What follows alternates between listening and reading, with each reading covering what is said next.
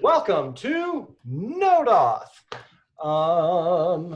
So we'll talk a little bit about what these ideas from Rails Auth would look like in Node.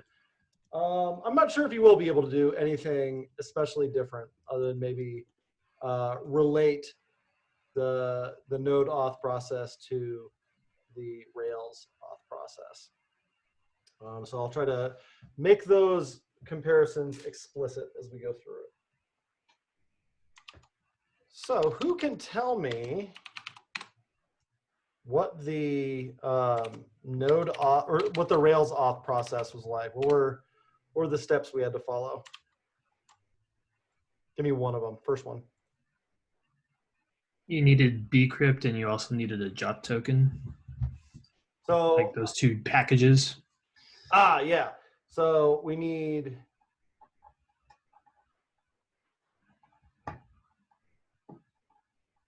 the JOT package and the bcrypt package.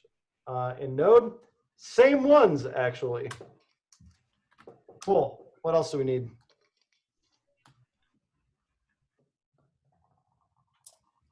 We had to set like a before action. That's way ahead. So like earlier on. What's like our first main goal in Auth?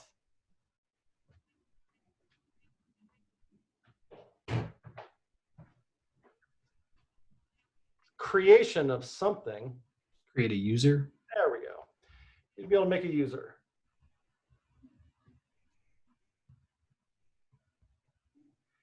And the only thing that makes making a user different than making any other kind of thing is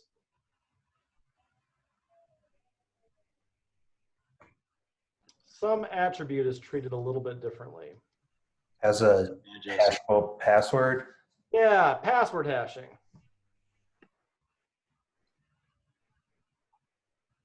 So we got to hash the password. Okay, we have, you can make users.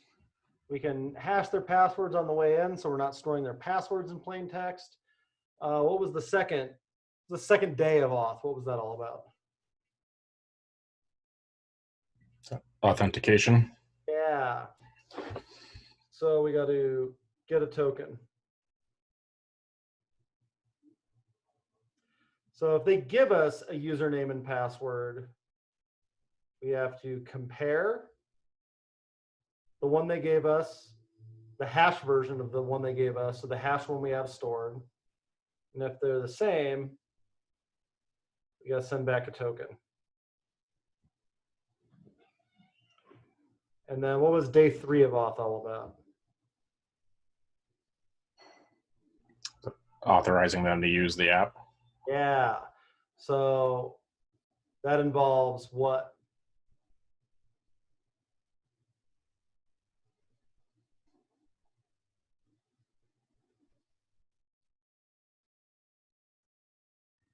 Checking for the token? Yeah, we got to check the token. I think it was Kyle that talked about before action. That part, that's like the only part of this that's way easier in Node than it is in Rails. So we'll call that like pick routes to authenticate. All right, so this is the shape of this. Let's take a look at this first one, making a user and hashing the password. So let's start with a password that isn't hashed.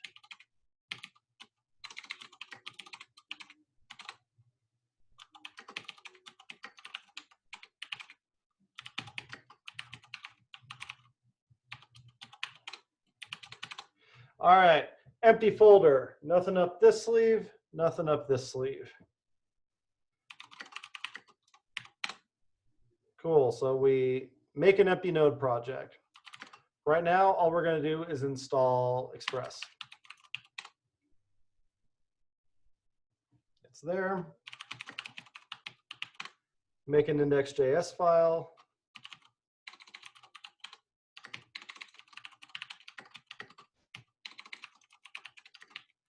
And then over here, oh, Is that a start script? Can install nodemon also. That'll restart our server for us every time we change something. So I can make a start script. Oops. It's going to be really mad at me when I try to save this. Check this out. Anybody know why?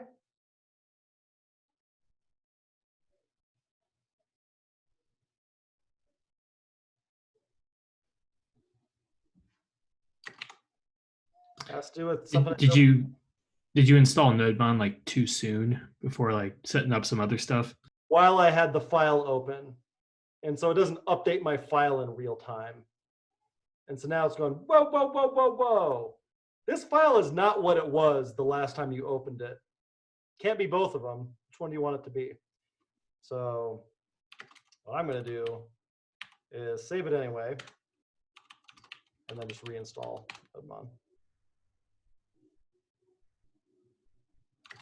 And now when I reopen it, ta-da, there it is. Okay, so over here I npm start. So far, so good. All the normal stuff that we do to start up an Express app. Pull in Express. We make an app out of it. We tell it to listen somewhere. And we're trying to make users. So we'll make a post route for /users, takes in a request, takes in a response. And at this point, might be good to just sanity check ourselves. If I just response.json user, something hard-coded. Does this actually work? So our server hasn't crashed. That's a good sign. Let's fire up Postman. Last time I did this, it took like 10 minutes and broke my computer. So we'll see. Let's see if like I can continue to have a relationship with Postman.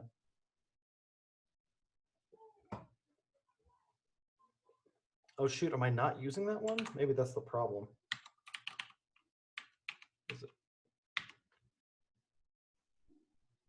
I thought it was a good looking one. Oh, that is the case.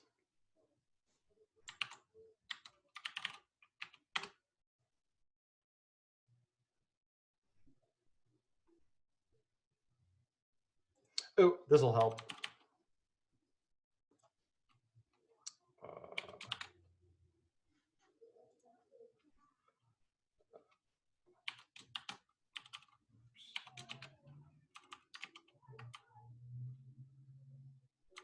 How about I turn off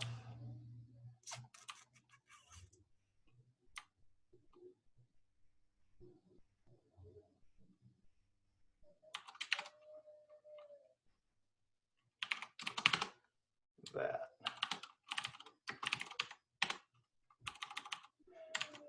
All right, so if I make a post request to localhost 4000/Usarios. All right, I get something back, so it's wired up correctly. Now, next step is that I gotta get this hooked up to a database. So I'm gonna npm install connects and SQLite 3, how's about?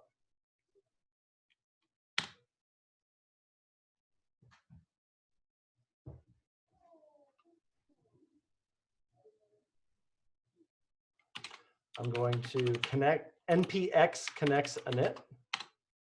Gives me a connects file. I go over to that connects file, get rid of everything but the development environment. Defaults seem okay to me.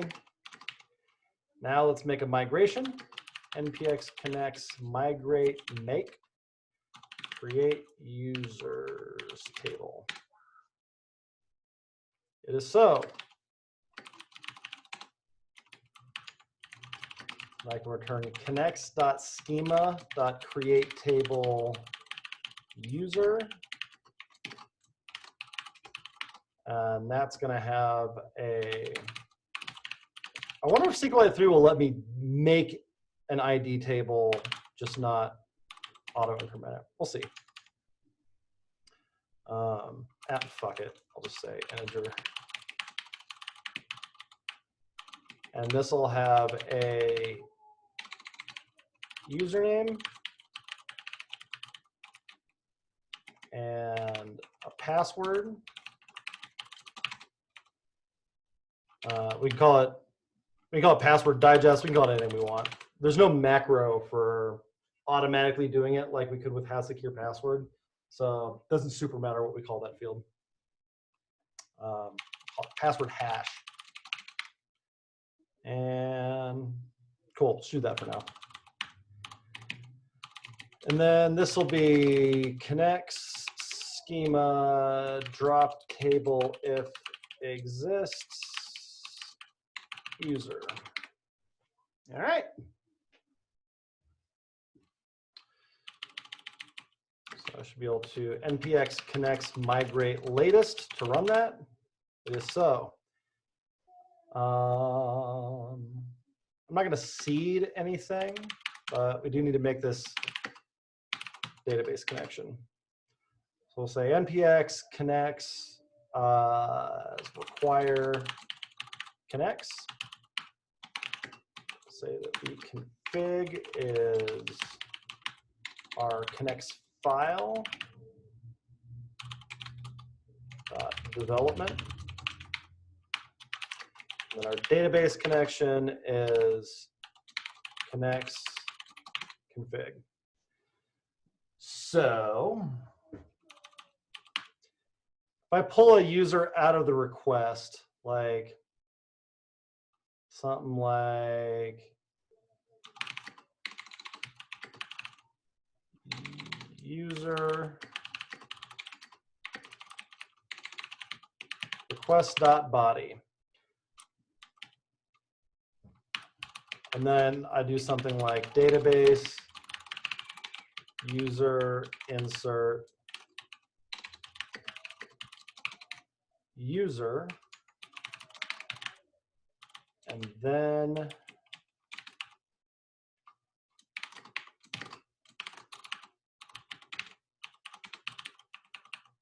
oh, I need to tell it to return also.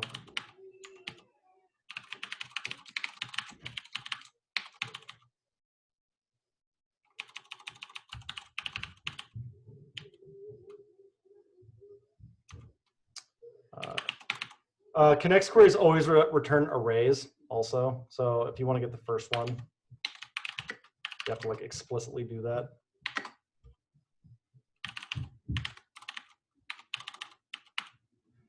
And then otherwise we can just poop back whatever we get.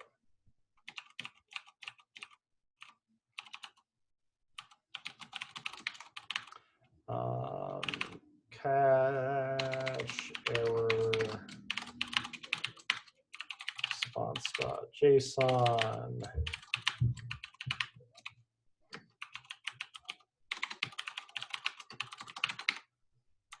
Cool. So the only other thing we have left to do is you can't just read bodies directly in connects. You have to parse them first. So you do that with a built-in piece of middleware called body parser.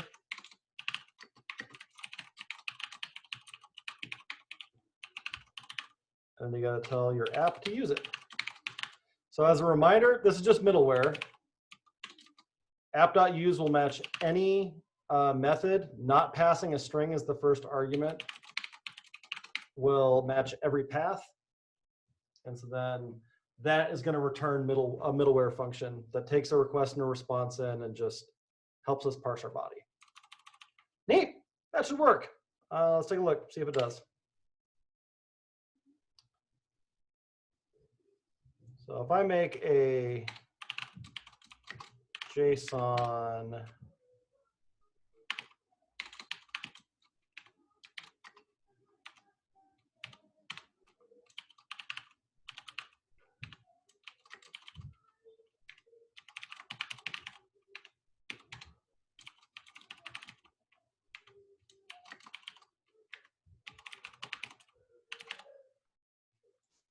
All right.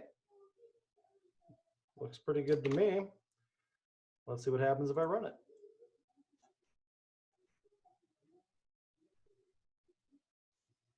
Did I run the migration? Thought I did.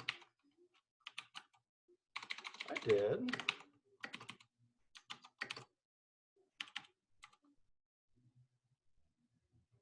How strange. All right, let's debug. No table, no column called user.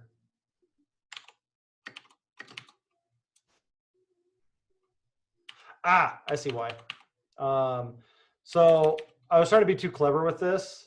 This is that. There is no column called user. So what I actually wanted to do was spread it.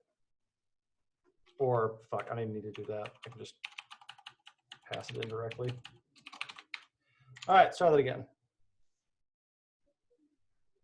No column name password. That's true. All right, come on, Coberly. Don't need to be clever about it. Say ID is user.id. This is user.username. Password hash is user.password. All right, let's try that again. There we go. And if I go over here, SQLite 3, select all from user.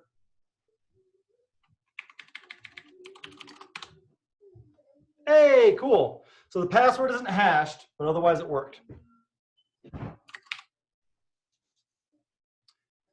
This is just regular ass Express stuff. Questions about anything we've done so far?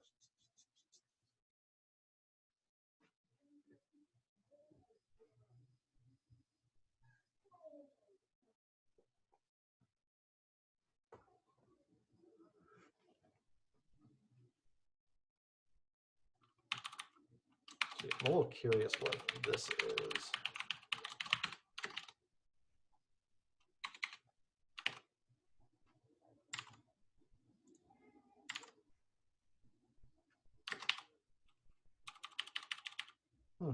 Should bring back everything. Preguntas.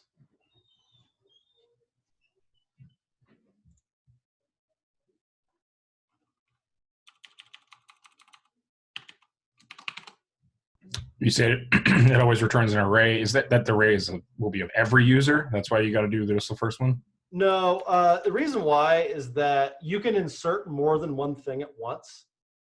And it's generally a bad practice to return more than one type from a function ever. So you don't want it to be like, in some circumstances, it returns a string. In other circumstances, it returns a Boolean. Anything like that is usually bad news. And so with queries, you don't want it to return an object if you only get one thing back, or return an array if you get more than one thing back. That's very difficult to program around. So instead, they always return an array, and now you always know what you're getting, even if it's only one thing.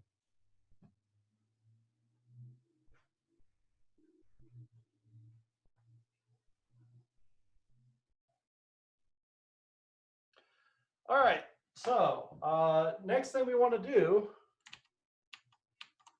is hash that password. So the way we do that is with bcrypt, just like we did in Ruby. It's a little bit more manual. That could be the fucking slogan for Express. It's a little bit more manual. So we're going to install bcrypt.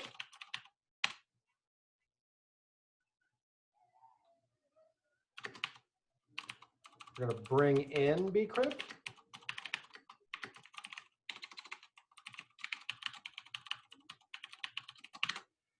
And I always forget the API for bcrypt, so we're going to take a look at it.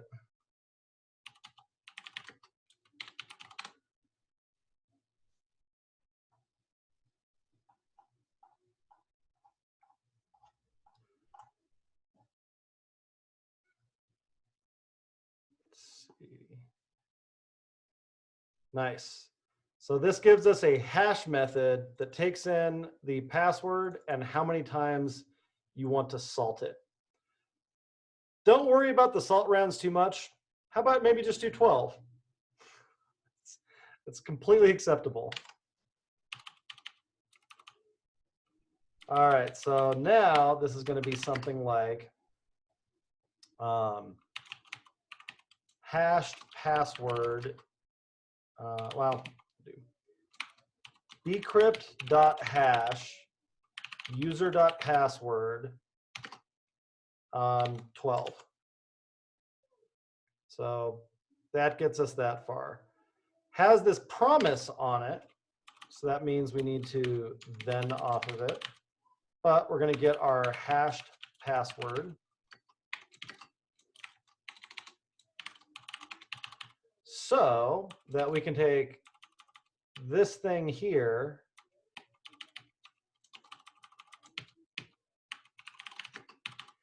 we return that, and then this becomes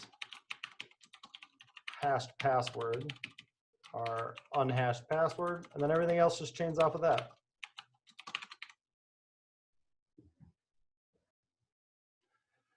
Cool story, Kyle, but did it work?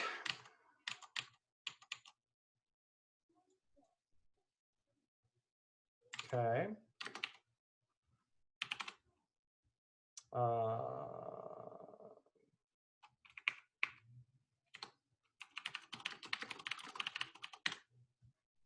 Looks a hell of a lot like a hash password to me. Pew.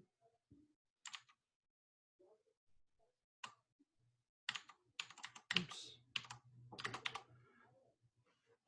Questions about that?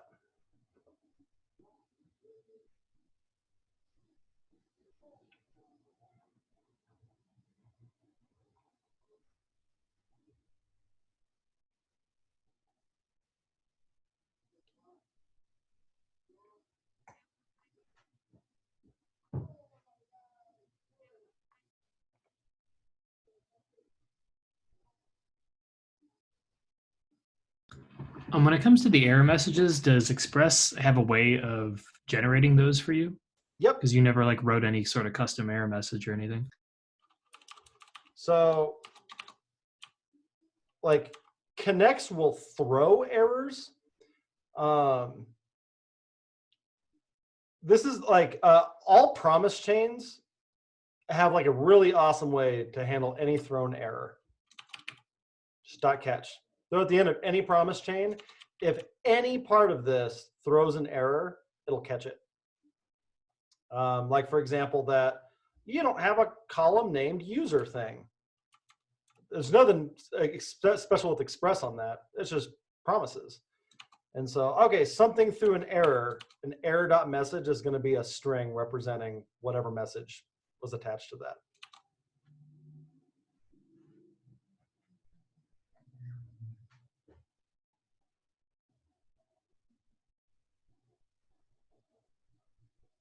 Now, Express does have a way to handle like error routes. There's like a more generic way to handle this. It's fucking dumb. It's any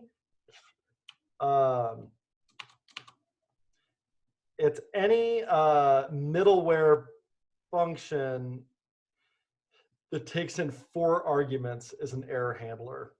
It's an absolutely terrible design. But if you do that, if you have a 4th argument, then it changes the order and it's error. Don't worry about it too much. It's such a bad design. But that's just regular old JavaScript.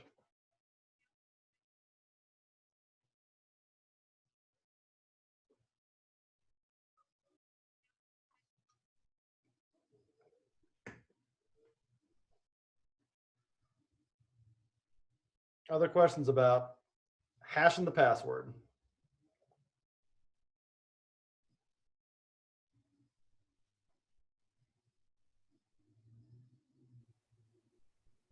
So you can still put validations in. Totally. Yeah, none of that changes. Okay.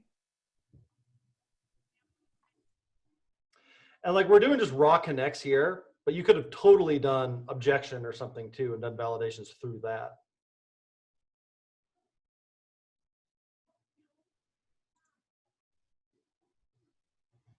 Now, the only special thing that we did was hashing the password first.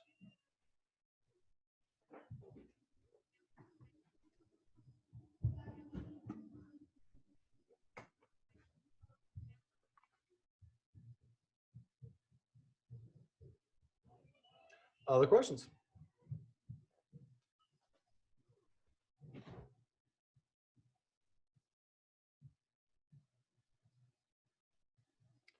Cool. So our next step was we got to be able to get a token. So if somebody sends us a password, we have to check to see if it's the right one. And if it is the right one, we got to send them a token. All right. So we can make a login route. Any post request to log in should be handled by this handler.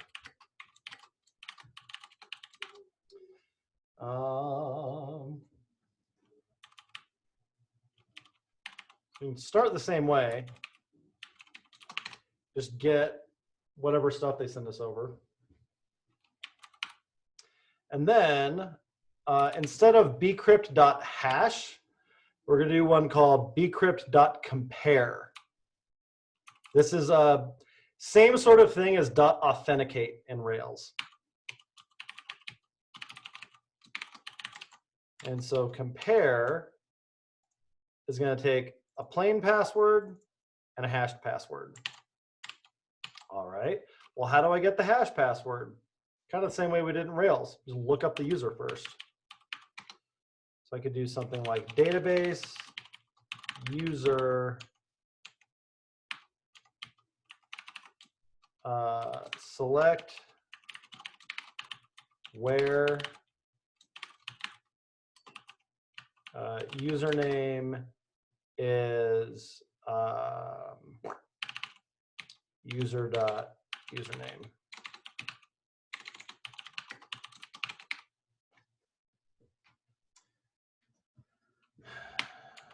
And we want the first match that we get back.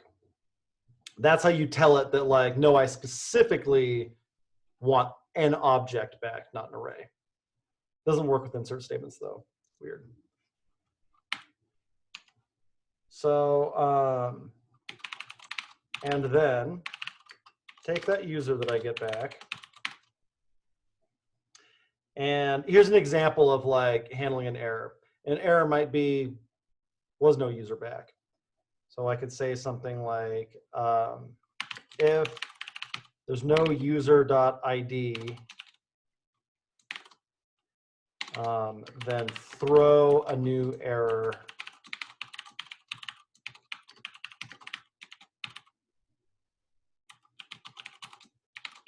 And if we catch it, we can respond with no user, yo. Otherwise, we assume that, cool, you had a match.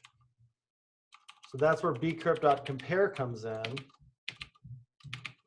We're comparing plain to hashed. So we'll compare user.password to, call that retrieved user.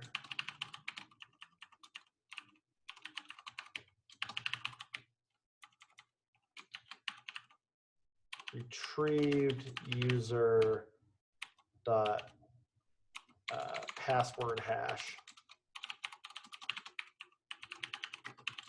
It's asynchronous, so if we return it, We can keep chaining.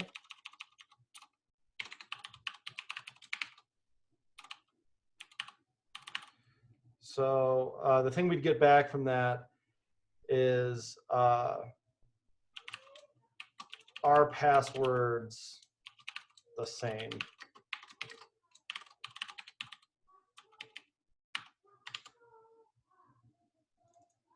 This returns a Boolean whether or not they match, just like it did in Rails, just like .authenticate did.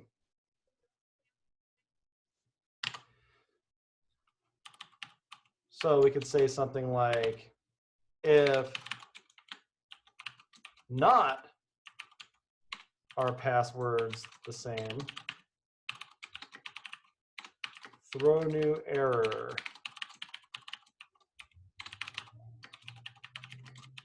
These are all functions that you get with bcrypt for free, right? The only ones we got from bcrypt are .hash and .compare. Oh, you didn't get rpass. Oh, you're defining it. Never mind. Yeah. Cool. So otherwise, we'd assume the passwords are the same. We've done an awful lot without checking anything. So let's see how we're doing.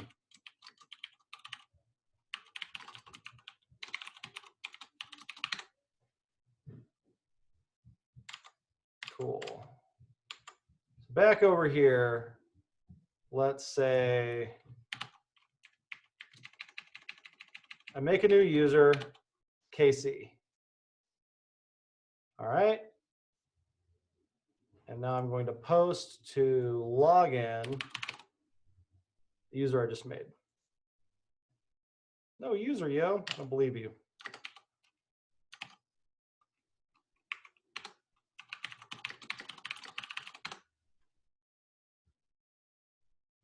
Looks right to me.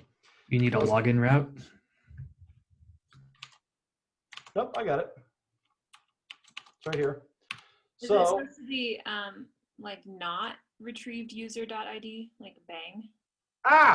thank you. You got it. Cool. It's a match. Now, if I get the username wrong, well, yeah, no kid. Okay, so that means I don't need to check for the ID. I can just say if not that. If I do that, no user by that name. If I do that, it's a match. If I get the password wrong, cool, ta-da.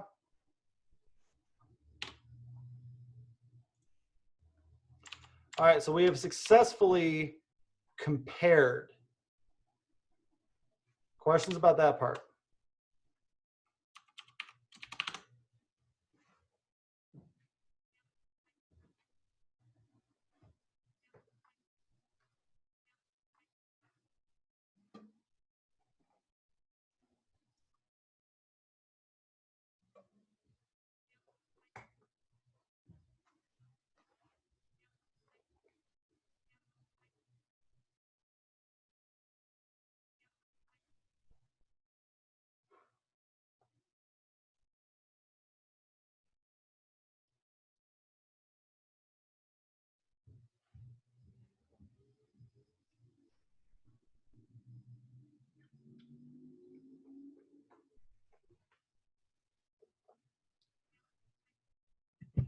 You don't need an else there, just because as soon as it hits that, it's kicking out.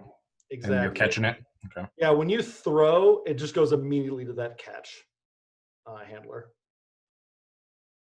Also, this is like, you see this almost exclusively in Express apps. I don't see it in regular JavaScript.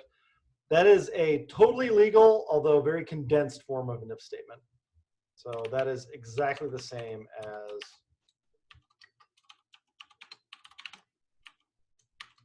that. It just takes up one line instead of three. So this is called a guard clause. One line ifs are used in guard clauses kind of a lot.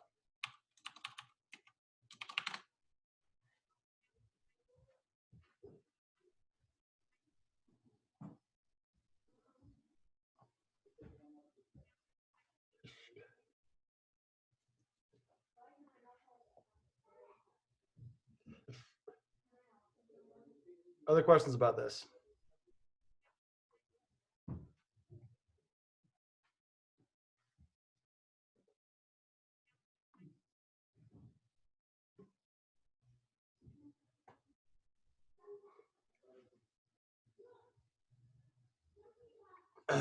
Cool. Let's make a token. So use the exact same thing that we did in Ruby. npm install JWT.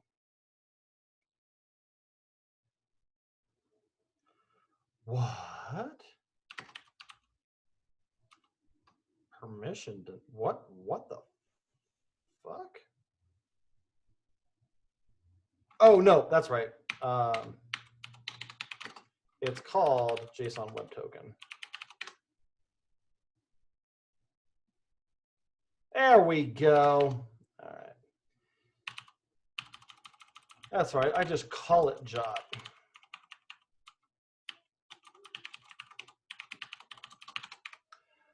All right, so we bring in the JSON Web Token package.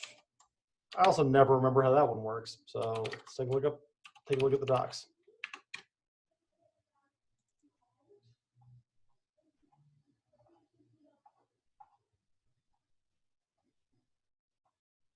Cool. So this takes in a payload and a secret on the .sign method. And let me see if it does that. If it does promises by default. I feel like it does.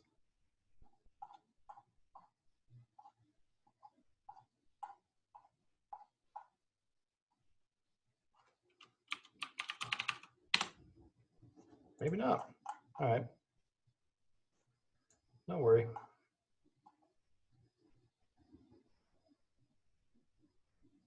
Yeah, shit, just callbacks. All right, you get to see the old way that we handled asynchronous stuff. All right, so we want to, so we have this user. Ooh, this is about to get interesting. So we have this user. We want something about them to send back. Can anybody see what the problem is? It's like I'd be doing that right here.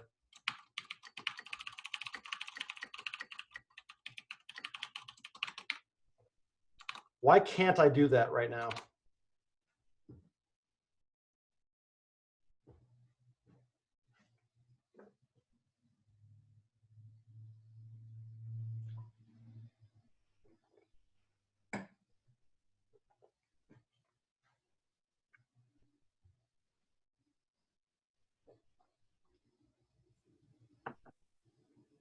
Maybe because the compare doesn't return the user, so you don't have the user. Yep, it's no longer in scope. I returned whether or not the passwords were the same. This retrieved user lasts for this long. That's a totally different scope. There's two ways to handle that problem. One is that you can, instead of just chaining this, you can nest it. So then you're getting it through, how would you be getting it if we nested those? Closure. Closure! So you can do it that way. Maybe a better way to do it. Well, shoot.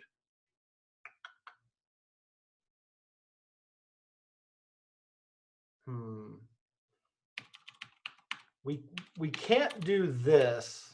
This was like my first thought.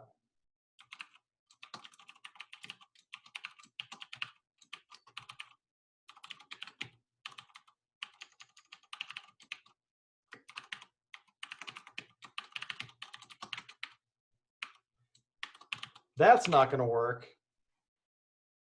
Anybody know why?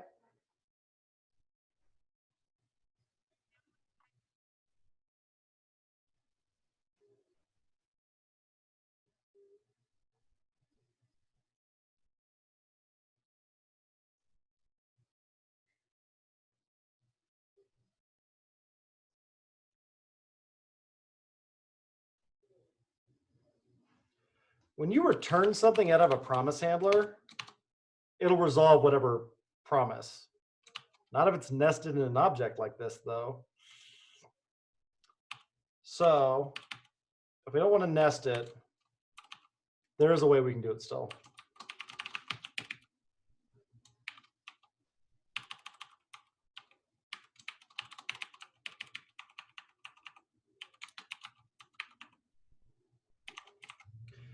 We can pass in an array of promises.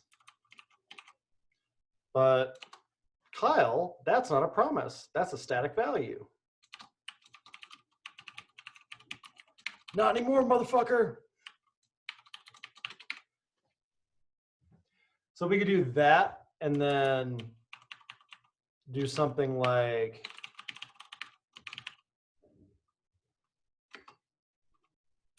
are passwords the same is results at 0.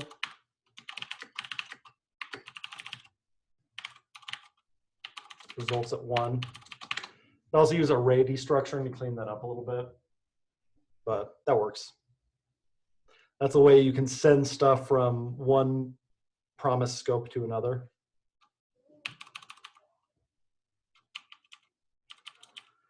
All right, so now I have this user over here. Let's make sure that's still working.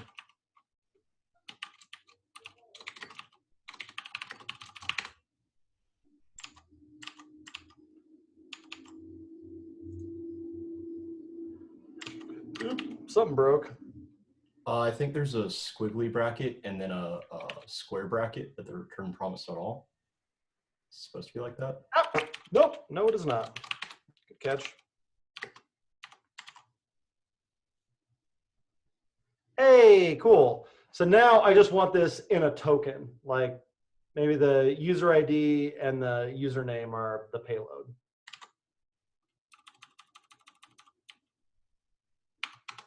So I say payload is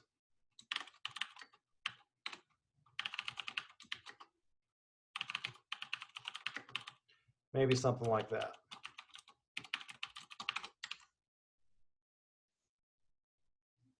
Cool. So now I just want to use jot to sign that.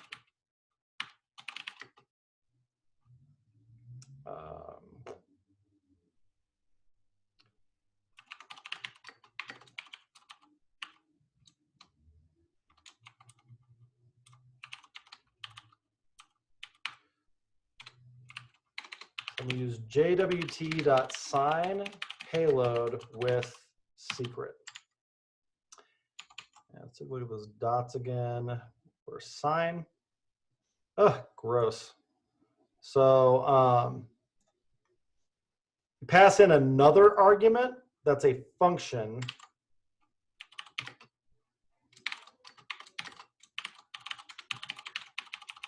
And this uses what's called an error first callback. You see this all the time in Node. Error is the first argument, and then whatever you're trying to get out of it is the second. So you do another one of these guard clauses. You say like if error, throw new error.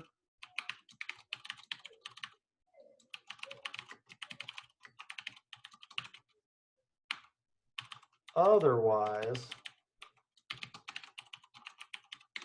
send back the token.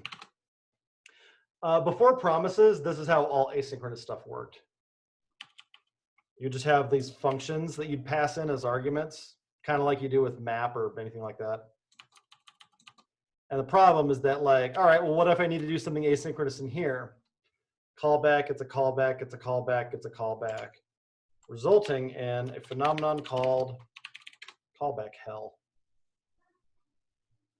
It looks like that.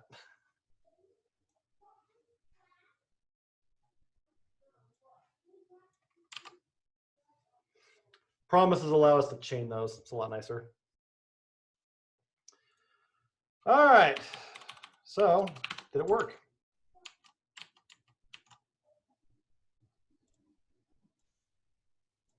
Why, that sure looks a whole lot like a token. Let's see if it is.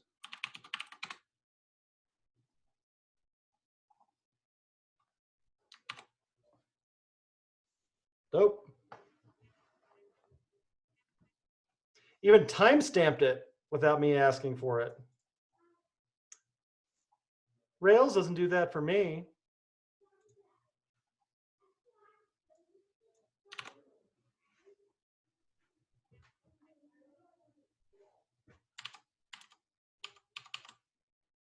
That's sending a token. Ask me questions about this monstrosity.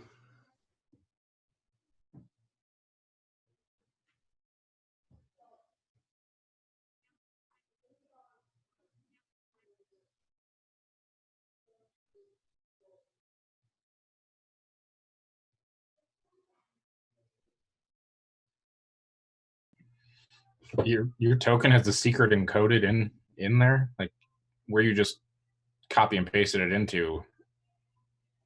What do you mean? Where the site you just went to the Yeah. yeah JWT.io. yeah. How did it know without putting your secret in there how to decode that? Great question. Who can answer that? Because the different colors there. So like the red is the header, and then the purple is the payload, and then the secret is the signature. Yeah, but how come it can see like my payload? I don't know. So this is the payload. How was JWT.io able to figure out what was inside of it? You're sending it with the secret, so it has everything it needs to decode it? Absolutely not. No, but JWT.io isn't getting my secret. Nobody's getting my secret. It's secret.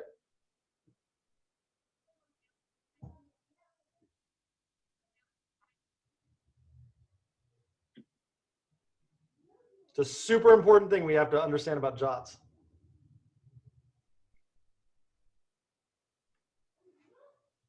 JOTs are not encrypted. JOTs are not encrypted. JOTs are not encrypted. They're encoded. It's not a secret. The contents of an encoded thing, it's pig Latin. It's just as easy to go one direction as the other. Specifically, a JOT is base 64 encoded. So binary is base 2, decimal is base 10. Base 64 is like one character can have 64 different values. It's a compression technique. It's how we're able to get way more stuff jammed into something by just using a reduced range of characters and then encoding them. But no part of this is secret. So that's why you would never want to have the password returned in that payload then. No, anybody can see the contents of their JOT. Okay. The signature is how we know that somebody didn't tamper with it. So if I go, my name isn't Casey, my name is Brian, and I try to sign in with that, the signature isn't going to match. The signature is a hash. It takes the stuff in the header and the stuff in the payload and hashes it, and that's the signature. If any part of this changes, results in a totally different hash. So we can compare those two hashes and see whether or not someone's trying to pull a fast one on us.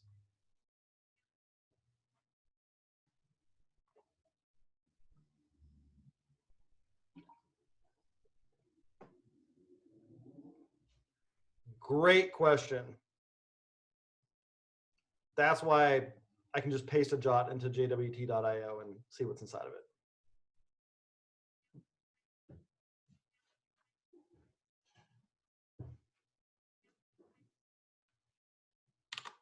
More questions about anything we've done?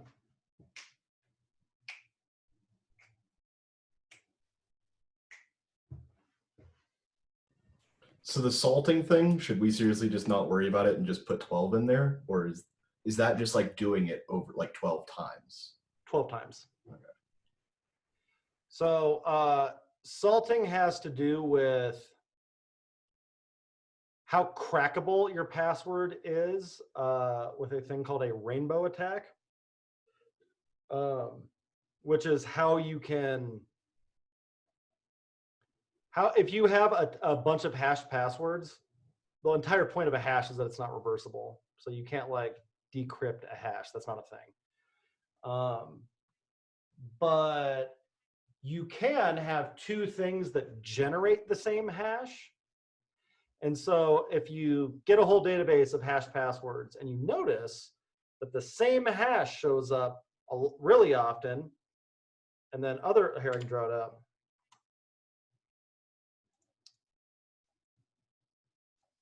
You see that a particular hash shows up this many times, and another one shows up this many times, and another one shows up this many times. Cool. You can just look up a table of commonly used passwords, and this is probably the most common password. This is probably the next most common password, and so on down. So the way you get around that is a trick called salting, where you just add some random noise to it and then hash that. But there's like computers don't actually generate random anything. They generate pseudo-random stuff. So the process for generating that salt, 12 is like how expensive that commonly is right now. Crackers get faster computers. That number goes up over time. 12 is probably a good default right now.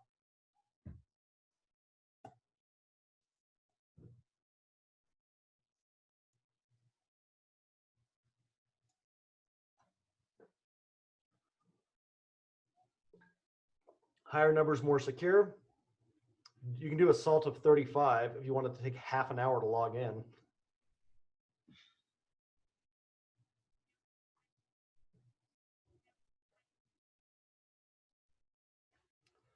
Other questions about anything we've done so far?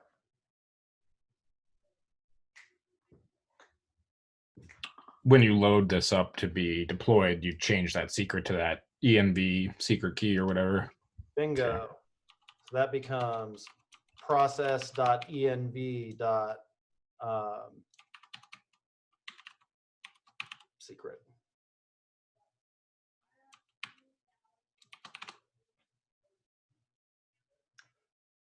All right, last step. We want to verify a token that we're given. So we make another thing that's like app.get secret route.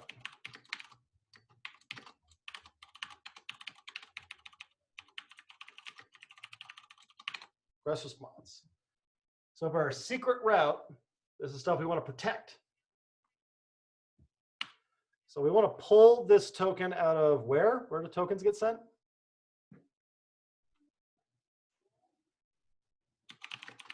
Local storage. On the front end, there's no local storage on the back end.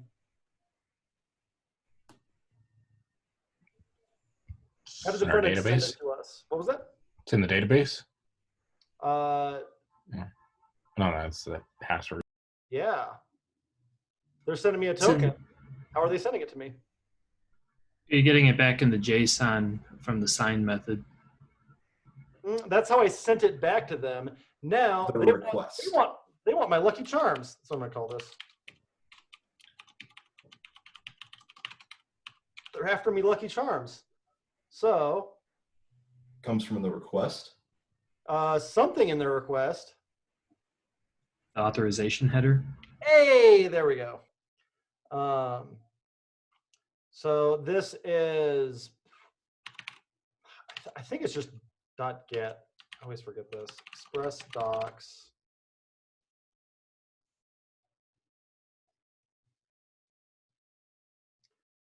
Request.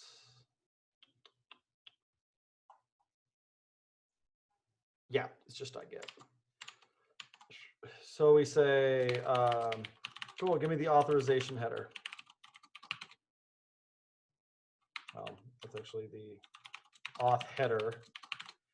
And then just like we do in Rails, we have to liberate the token from the thing. We do it the exact same way.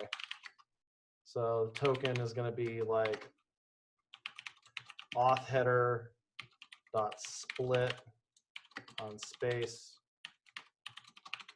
Second part of that, because it's going to say bearer first. Should. So all right, so that gives me the token. And then JWT also gives me a compare. So let's see how compare works.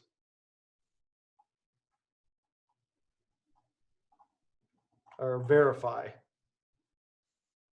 Takes in a token, takes in a key, gets a callback. Token, my secret is quiet.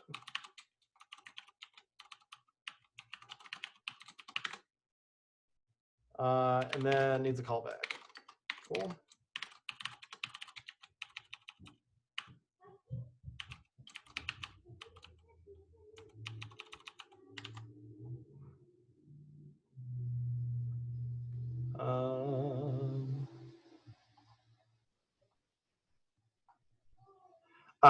And it's an error first callback also.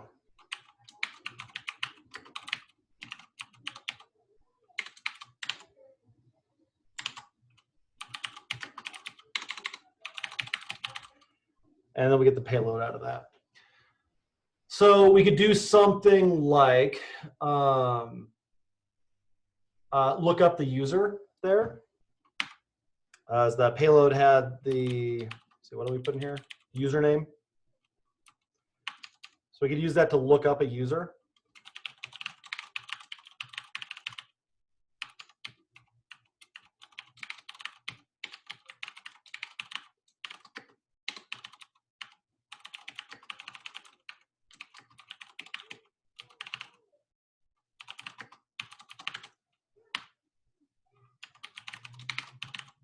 And then take the dot first, and then take the user that we get back, and then do something cool, something you got to be logged in to do. We can do something like response.json is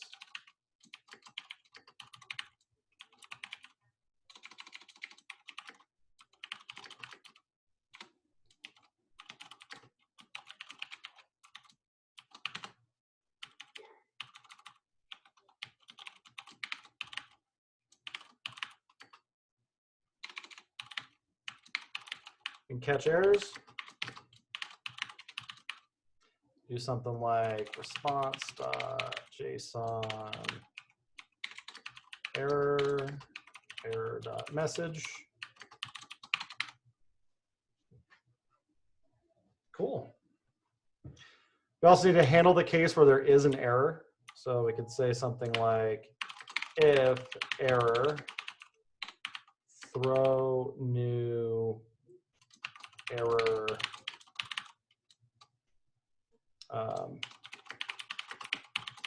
bad token.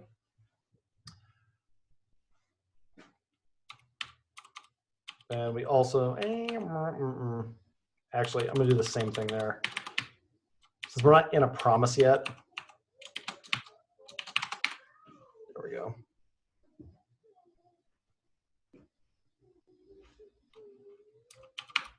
Cool. How about that works? Let's give it a shot. So if I log in and get an awesome token like this, and I throw it in as a bearer token, and then try to get Lucky Charms. Oh, one other cool thing I can do.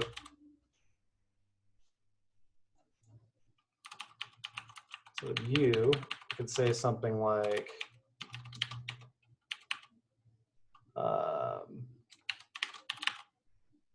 user.username. Found them. Somebody doesn't like. Jot.compare. Oh, it's jot.verify. That's right.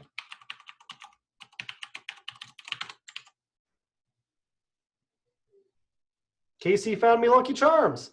I didn't have that anywhere. Got it out of the token. Well, it read the token, verified that it was okay, looked up the user in the database. Badass. So and if I fuck up this token, if I put an X at the end of it, invalid signature.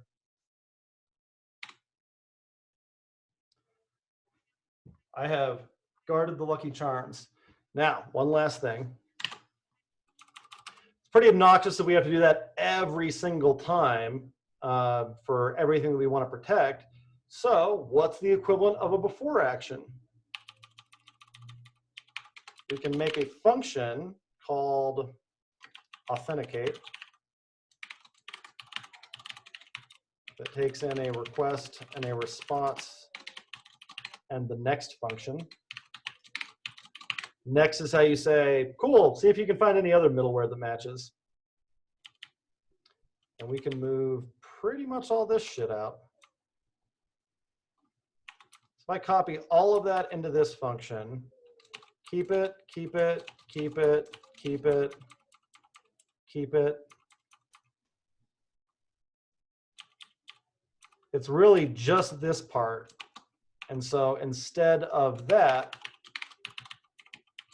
we can attach user to the request, like request.user equals user, and then call next.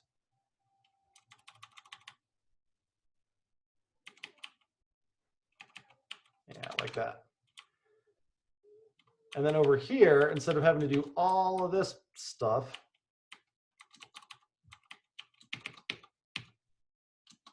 this becomes request.user.username.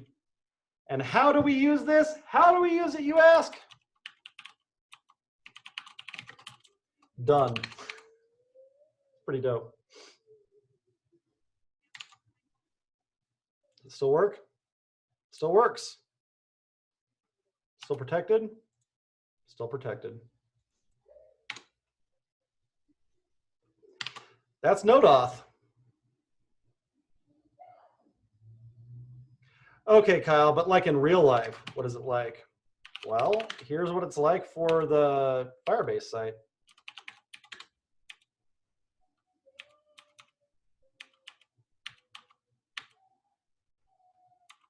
Weird, bcrypt, secret key, jot, bcrypt compare,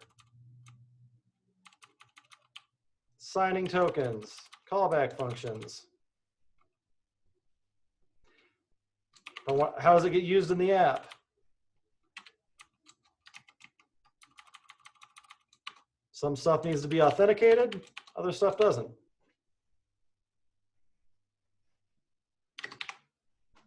Ta-da. There's auth in 93 lines.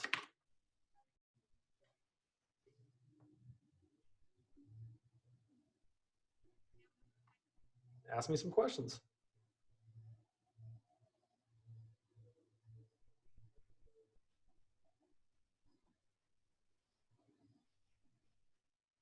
So you can now just create routes left and right, and you just attach that authenticate function to it if you don't want them to be able to see it unless they're a logged in user. That's it. That's it. And in all of those routes, now you have a request.user that has all that user's info. It's pretty cool.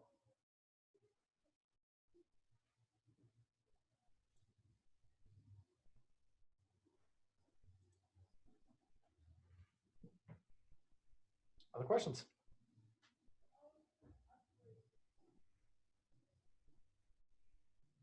When I was looking around on this, I saw something else called Passport that's used for Node. What is the equivalency to what we just did? Passport is an abstract way to do all of this without specifying how it's getting done. So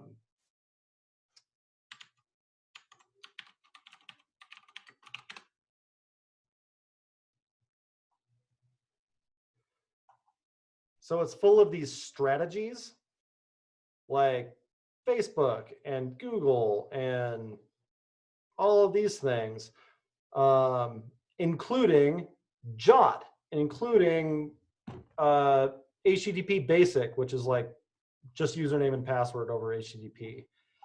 And you can just swap them in and out. And so none of your app logic changes, only the way that it's authenticating. And so you might have something like, instead of this authenticate method, you have something that's like authenticate with Google. And otherwise it works the same way, and you still get a request.user out of it.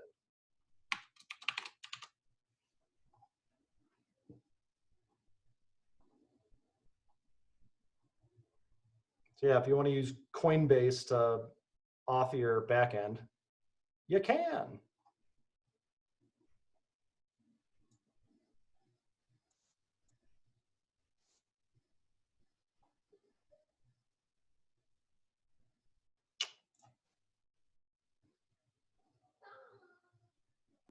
Connecting all this to a React front end is basically the same as doing it with a Rails. Your React front end doesn't know whether or not you did this in Express or Rails. Okay.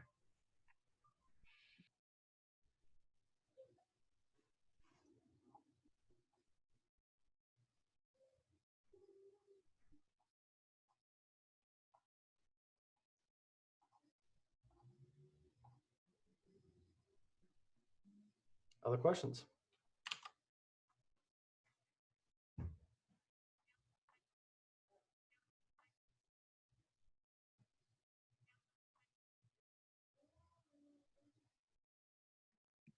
Is there a benefit to doing it without the non-jot way? Like with Facebook or something like that? Yeah, just different systems. Some better, more popular, whatever. The biggest advantage is, there's two. One is that it's way lower friction for sign up. Like, you don't need to make a username, password, any of that shit, man. Just use your existing Google account. So it's third-party authentication as like, hey, you may not trust me, but you trust Google, right? Well, I trust Google too. So if they say you're who you say you are, good enough for me. So you're making the sign-up process a little bit easier that way. The second advantage to that is that you could, like there's scopes for these. So you go, oh, and by the way, since you're like logging in with Facebook, mind if I make a few posts on your behalf? Can you give me the name of every friend you've ever had also? You can request that kind of stuff, which is why when you sign in with one of those things, like, by the way, KyleShittyApp.com is requesting to be able to post messages on your Facebook. Cool with that? So if you do do an authentication with one of those services, you probably don't have to write out quite as much as this kind of stuff. You just have to require it in and then change that function. Yeah, you use something like Passport, and a lot of this would get taken care of for you. Wow. But like under the hood, it's doing something like this.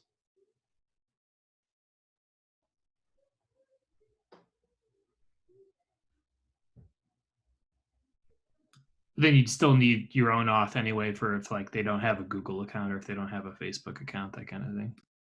Unless you want to require them to only auth in that way. But then you get people like my former podcast co-host going like, no, how fucking dare you make me have a social media account? He wants to make up his own credentials. So yeah, you're probably gonna have to do that too. But cool thing about something like Passport is that you can have both and none of your app logic changes. Just the strategy you're using to auth someone. Would you set up like an or statement there then in that authenticate on line 68? Would it be like authenticate or authenticate with Google, something like that, or something like that?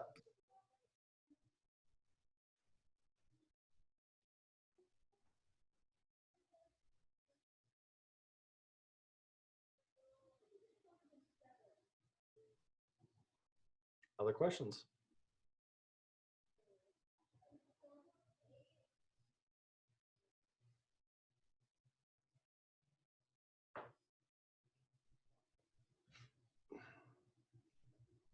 Cool. None of those third-party authentications are paid, are they? Or maybe some of them are, but not like the major ones like Facebook, Google. No, it doesn't cost money. They want you to do it. And the reason they want you to do it is because, like, They get data.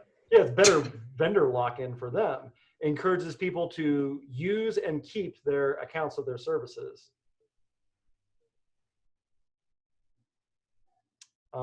And like makes it so that you might also buy other products from them.